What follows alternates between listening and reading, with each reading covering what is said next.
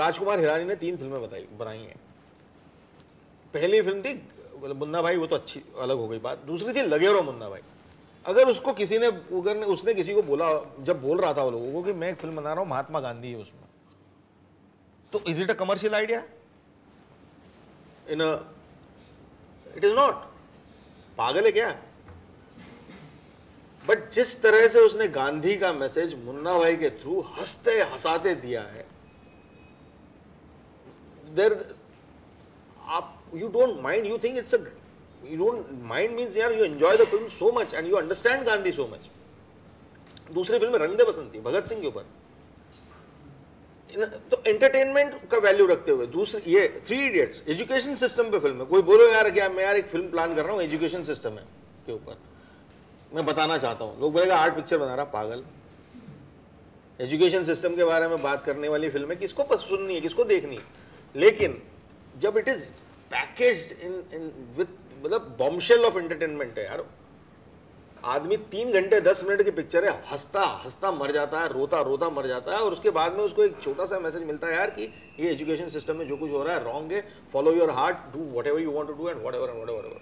तो good and bad, let's talk, we have to talk about that. And commerce, जहां तक commerce की बात है, आज तक 3 इडियट ने जितना कमाया उसने तो हिस्ट्री बना दिया, आज तक किसी और पिक्चर ने नहीं कमाया इतना पैसा। सो we have examples in front of us, you know, people who just that you use your imagination, tell your own stories and entertain them. According to me, it's the most important thing कि cinema किसी भी दिन सबसे पहले मनोरंजन का साधन है भाई साहब, उसमें एंटरटेनमेंट चाहिए।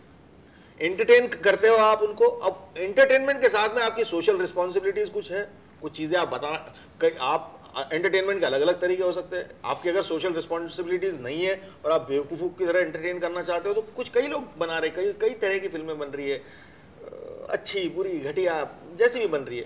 कुछ लोग हैं जो सोशल रिस्पॉन्सिबिलिटी के साथ एंटरटेन बनाना चाहते हो, तो best example is Rajkumar Hirani cinema, where he is entertaining you, there is nothing frivolous, there is nothing, and families can watch it. Families में डिबेट चल गई है पूरे हिंदुस्तान में, एक पूरी लड़ाई शुरू हो गई है पेरेंट्स और बच्चों के बीच में कि क्या करियर चुने। और जो सबसे महान मुद्दा है, जो हमारे यहाँ पे नंबर रेस लगी हुई है कि 90% लाओ, 100% लाओ, और ये चलो वो चलो, सब कुछ को क्वेश्चन मार्क लगाया है।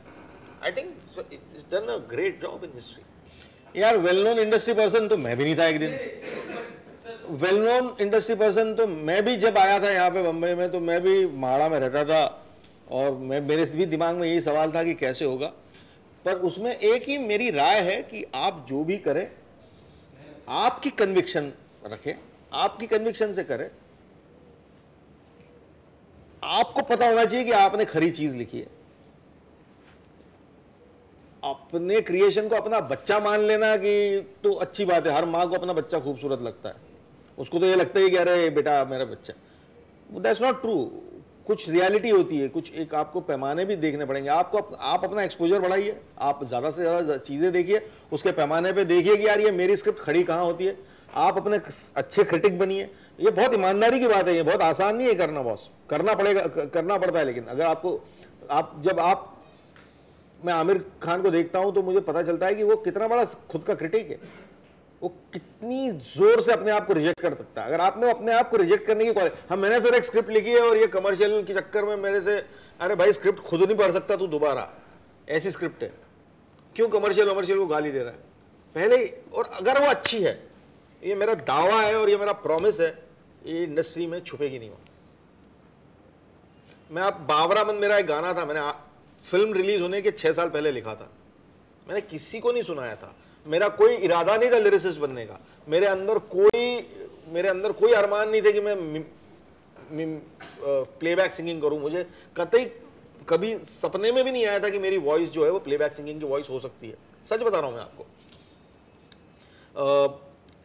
बाबरामन में मैंने लिखा था, मैं कभी यहाँ वहाँ दोस्तों के बीच में एक आध दो बार सुना, एक बार पहली बार मैंने किसी दोस्त को सुनाया था यार कि मैंने ये लिखा है गाना।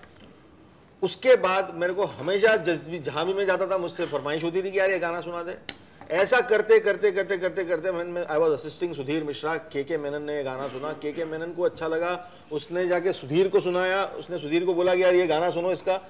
सुधीर ने वो गाना रिकॉर्ड कराने के लिए कहा, शांतनु मोहित्रा ने मेरी वॉइस में रिकॉर्ड किया। उसके बाद फिल्म हजारों ख्वाहिश ऐसी जब रिलीज होने वाली थी, उसके 1 साल पहले सीडी रिलीज हो गई। सीडी रिलीज हुई, उसके 1 साल बाद फिल्म रिलीज हुई।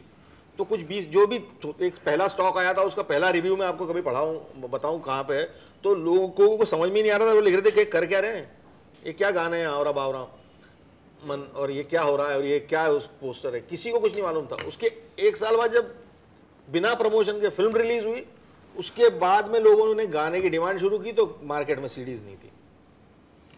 म्यूजिक कंपनीज ने मैं आपको एग्जांपल सिर्फ इसलिए दे रहा हूं कि मेरा ये मानना है कि अच्छी चीज जो है वो छुपेगी नहीं, वो अपना रास्ता निकालेगी। और बाबरा मैंने गाना ऐसा है जो आज 6 साल हो गए रिलीज होने के बाद भी मैंने सब कर लिया। मैं हर तरह के गाने करता हूँ। मैं 3 इडियट्स भी कर लिया, ऑल इज वेल भी कर लिया, लेकिन मेरे से सबसे ज़्यादा दिल से कोई आदमी जुड़ता है तो बाबरा मन की वजह से जुड़ता है आज भी, because of the genuinity of the emotion, what ever it is. Anyway, that's not the point. I am not trying to tell you how. I am just giving you an example that it cannot hide. And everybody is new in this industry, and nobody has anybody in this industry. मेरा कौन चाचा मामा लगा हुआ? तो आप वो तो आपने एक्सक्यूज पहले ही काट डाला है। आप आए क्यों डिजिटल एकेडमी में पढ़ने, अगर आपको डर था इस बात? नहीं, मैं आपको एक बात बता रहा हूँ। मैं आपको ये नहीं कर रहा हूँ। मैं कह रहा हूँ हमने तो वो निकाल दिया ना। हम तो we are here to take on with the industry ना। But the whole idea and my whole suggestion to you all is that,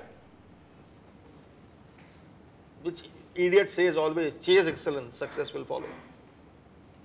Chase excellence, that's it. Do your job so well.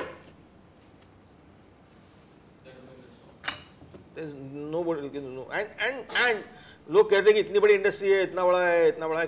कुछ नहीं है। इस industry में बहुत जगह है। 5 कितनी फिल्में बनती है हमारे यहाँ? हाँ,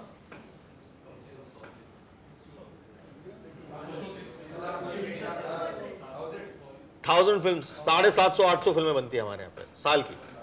हाँ, उसमें प्रोमिनेंट लिरिसिस्ट कितने हैं? 5, 6। कौन कह रहा है जगह नहीं है?